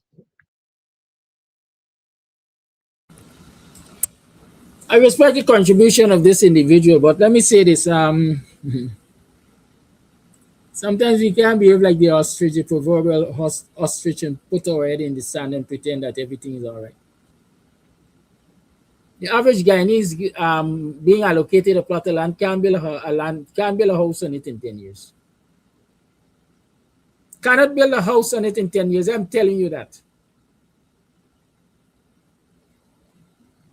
Why are you going to let me be frank with you? Why are you going to weed a piece of land? Why are you going to invest money weeding a piece of land that has been allocated to me for when there's no infrastructure to ensure that I can occupy that land? It's better wait until the infrastructure in place and then make one weed, man. Every month I go in and expend $10,000 to weed a land is $120,000 a year. And for that year, I can't occupy that land because there's no infrastructure. And I doing it for 4 years. It's $500,000 for 4 years. And I still can't occupy that land because there's no infrastructure.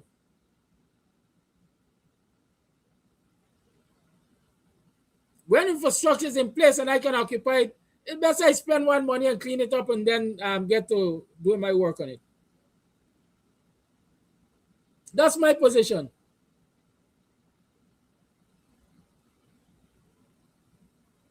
The other issue is, like I said, 10 years, take back a land from people in 10 years because they didn't do anything on it. They didn't build a house on it. Which average Guyanese can build a house on a piece of land that they get 10 years? Yes, some might be arguing, you apply for land, you're supposed to be saving money towards building your own house. But I pay rent. What money I could save when I pay rent? With $130,000 a month. And this cost of living that's going through the ceiling. For you to be able to build a house on a plot of land that you were giving in 10 years, you most likely got to get a mortgage. You most likely have to get a mortgage. And with the starvation wages that people are being paid, what kind of mortgage you could get if you're earning $130,000 a month and you pay rent and you got a family, let's say, of 2? When the bank does the figures, the bank recognizes you ain't got nothing, you ain't got no residual value there. How we lending you money for the house? We got to be realistic, very, very realistic. Excuse me. I ain't got no water. We got to be very, very, very, very realistic when we talk about these things. Sometimes we beat up on one another when, in fact, in actuality, we should be putting lashes on the government and the powers that be. Mr. Snow wants to know if I'm poor. No, Snow. I'm very wealthy. I'm extremely wealthy. You see, they say, this is value. They say, this is value, partner. Nothing trumps my education. Because my education guides me as to how I can survive in this country. I'm poor. You poor in your thinking, but I'm poor. And I don't want to see poor people. I want to see everybody elevated out of this poverty that the government got them in. I ain't rich neither.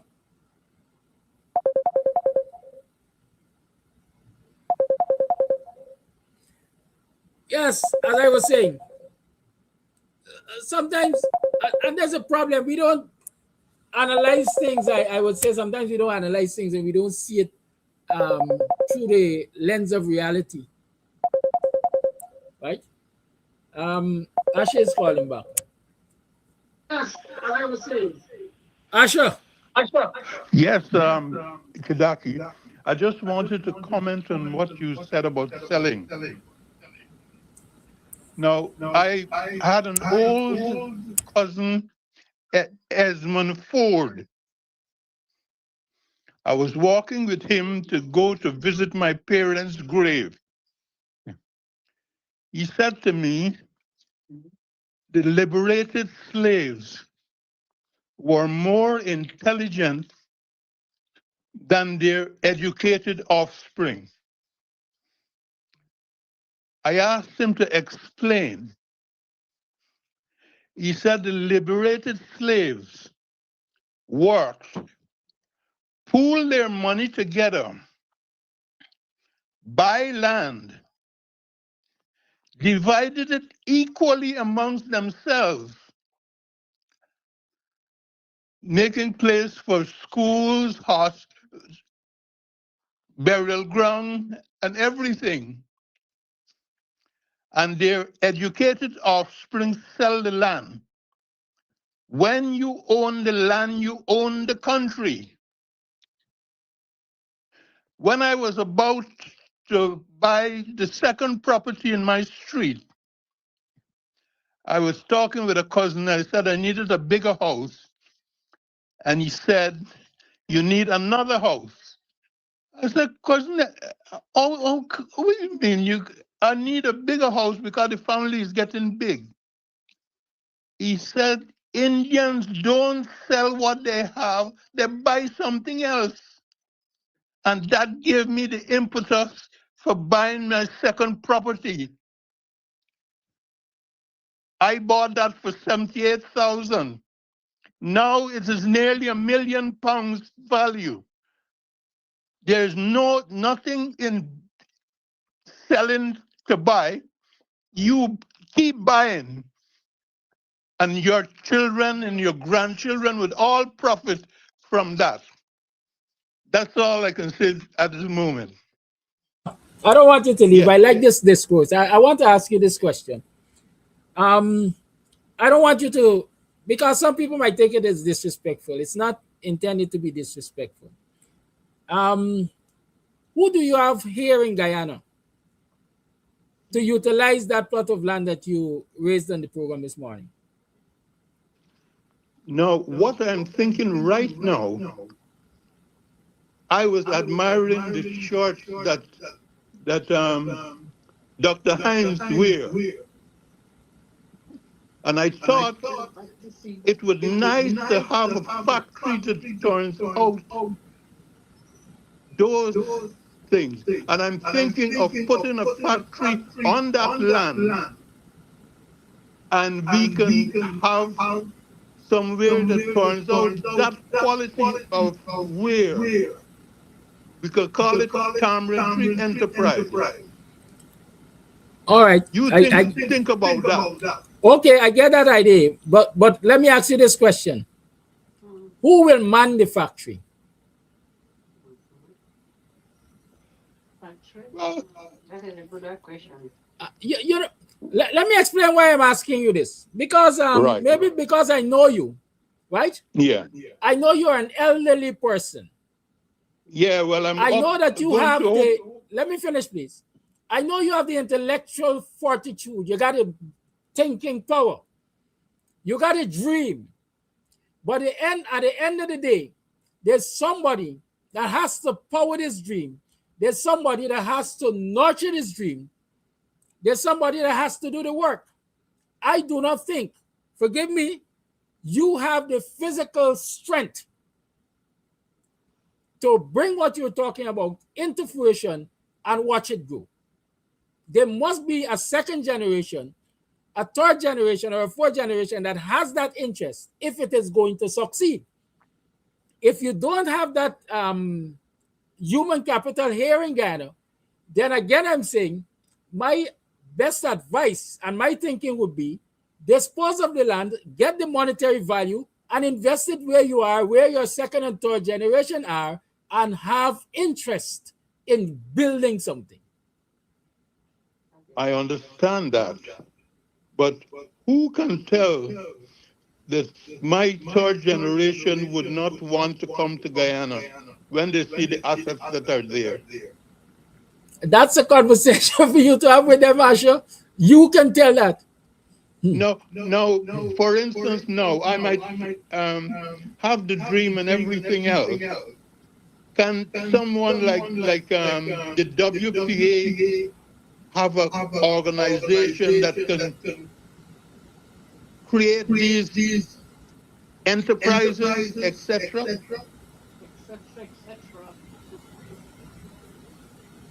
Think about it. Again, A Buxton enterprise. I understand. Its own people.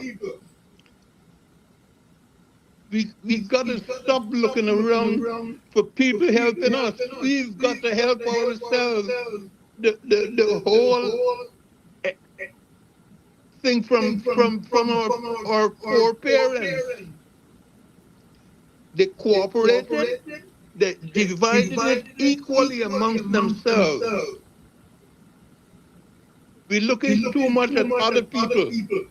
We got to start the work in the house.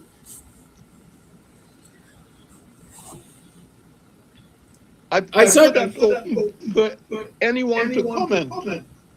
thank you. Thank you for your time. Okay, cheers, Kadaki. Sure. It's 17 past the 9 o'clock hour. Of course, you know, time is really and truly upon us. But this is what I find an interesting discussion, and so maybe I can keep the lines open for a bit more. Let me say this: I see somebody saying, "Who ain't got money to build house? Then they shouldn't focus on giving them land. They should give land to people who got house, who got money to build house." No, the government is the steward of our resources, and the government must put in place policies that will ensure that every citizen has access to the opportunity to build house. Ask Gaddafi. Ask Gaddafi. Maybe you can find out in Cuba too, although we discuss Cuba and so. What are policies that those governments have that ensure to some extent that every citizen got access to fair housing? The big developed US, I think the US got something they call Section 8 housing or something like that. I'm not an expert on these things or an expert in the US and so, but they got something in Section 8 housing, I think. The only reason people can't afford to build homes is because they're being paid starvation wages. It's as simple as that. If you pay me $130,000 is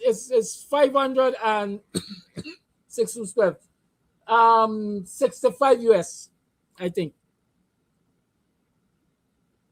How many of you on this program can survive with 565 US dollars monthly to pay rent, to cover expenses, and to save?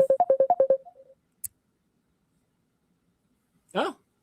$130,000 give nobody any scope to save anything. I'm saying that.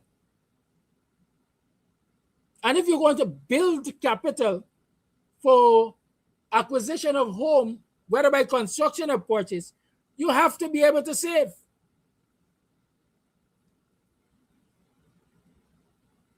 Why do you think so many accusations of corruption can be leveled at ministers of government like Susan Rodriguez and them because of the properties that they have accumulated?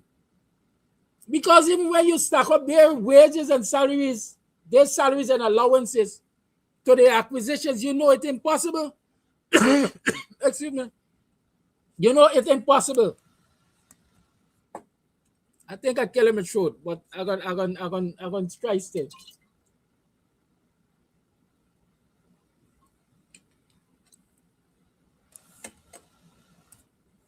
So when we talk about forget them who ain't got money to build house, focus on who got money to build house. We're thinking selfishly. And it is that kind of selfishness that got us right where we are in this country. We got a government that got hundreds of what they call low-income homes locked up in this country. Hundreds of low-income homes locked up in this country. And low-income people looking for land allocation and looking for place to live. But they got hundreds of homes locked up and call them low-income homes. For example, that 60 family that would be displaced from Friendship. A caring government would say, we got hundreds of low-income homes locked up. And so come and let us sit and talk about how we can move you into those homes.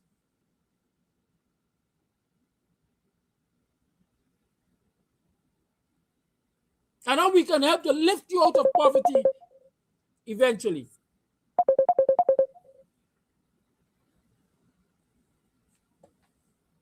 Hey, what's up? All right, when you coming? Give me 50 minutes.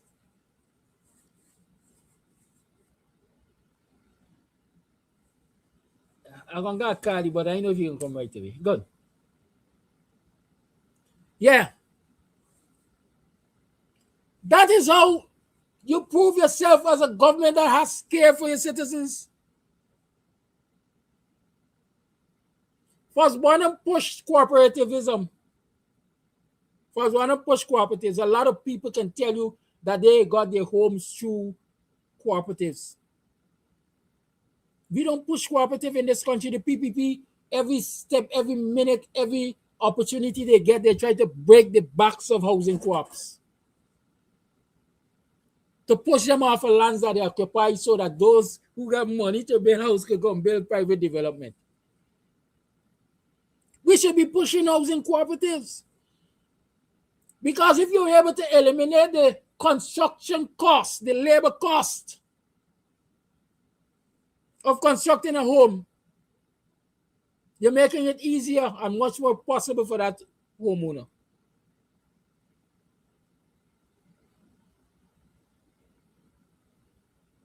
Right? So, like I said, we can't be cussing the darkness all the time. We gotta light a candle. We gotta show these people how we can get out of this morass. The government has to lead with people-friendly policies. The opposition has to work in its constituencies.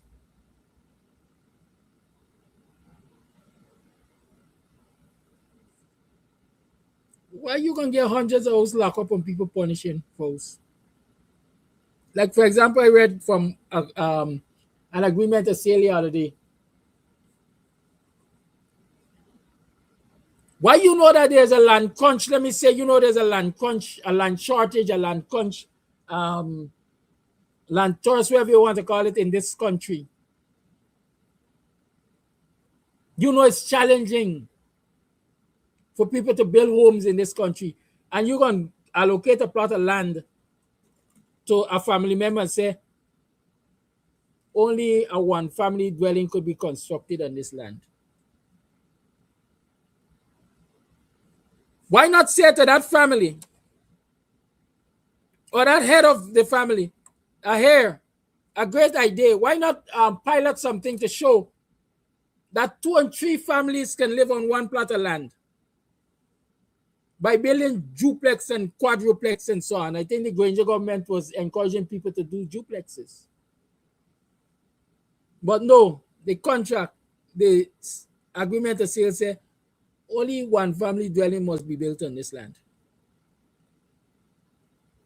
When the same land, the same physical space, if people are encouraged to and directed and shown the blueprint, can understand that me, my brother, my sister can build our homes on that same piece of land, because we're going to build them at different levels.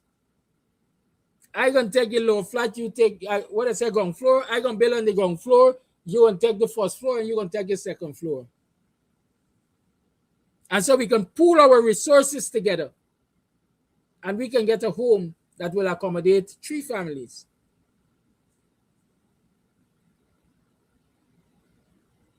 It means pool resources could acquire the land. It means less financial burden. Pool resources going to do the foundation. It means less financial burden. Instead of me alone going to the bank to get a mortgage to build a home, 3 of us can pool our resources together and approach the bank to build this home. And the bank will see, oh, they got enough residual value. It makes sense.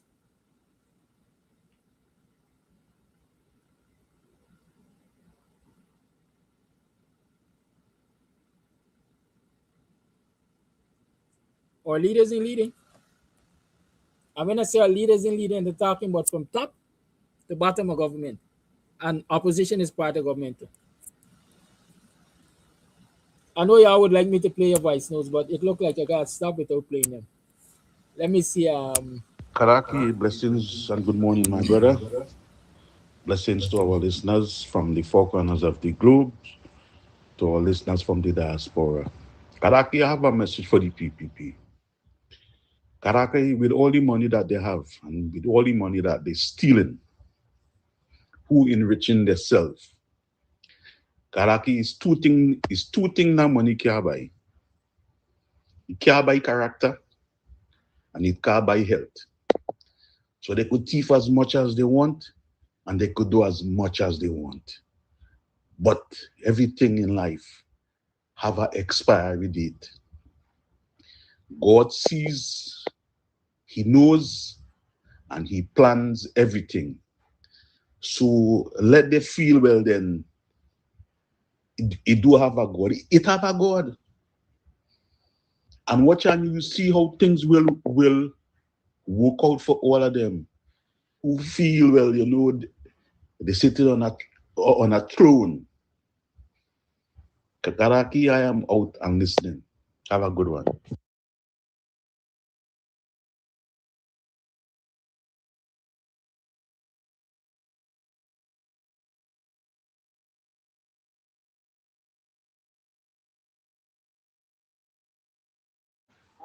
Mr. Kodaki, good morning. When the callers them calling, ask them to don't talk too long because the people waiting to make the contribution too. Now my these things that they would not plant it. They would not do something for their children or their grandchildren. They're not brave enough, as you say, to lay their life down for their children.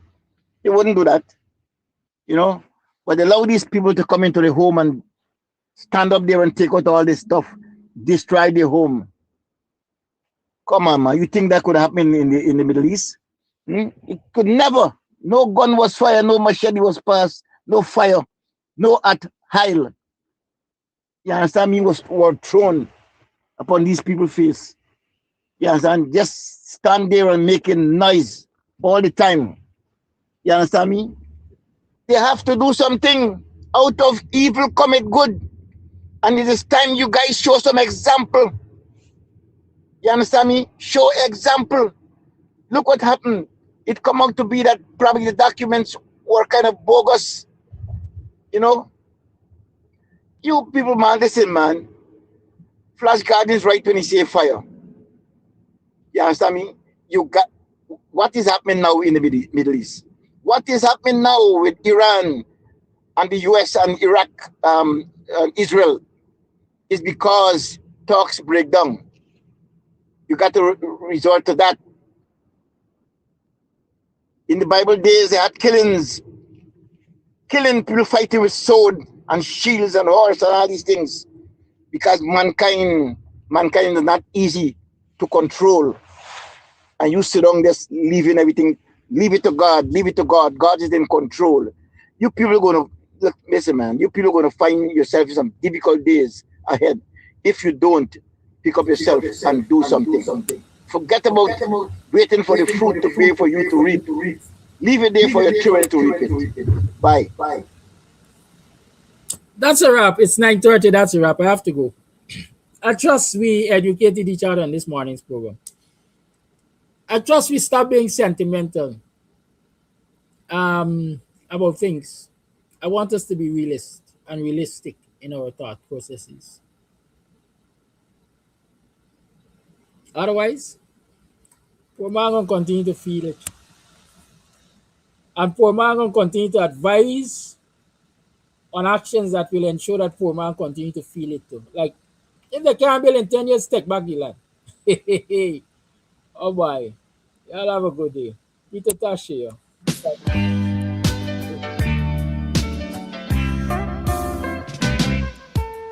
Y'all remember you gotta bunch to support. Start buying those tickets. Because we have to get up here. Got to find a solution to this pollution. Oh. Got to find a solution to this pollution. Yeah. Got to find a solution to this pollution. Oh, gotta find a solution to this pollution. The poor man I feel that, oh. power.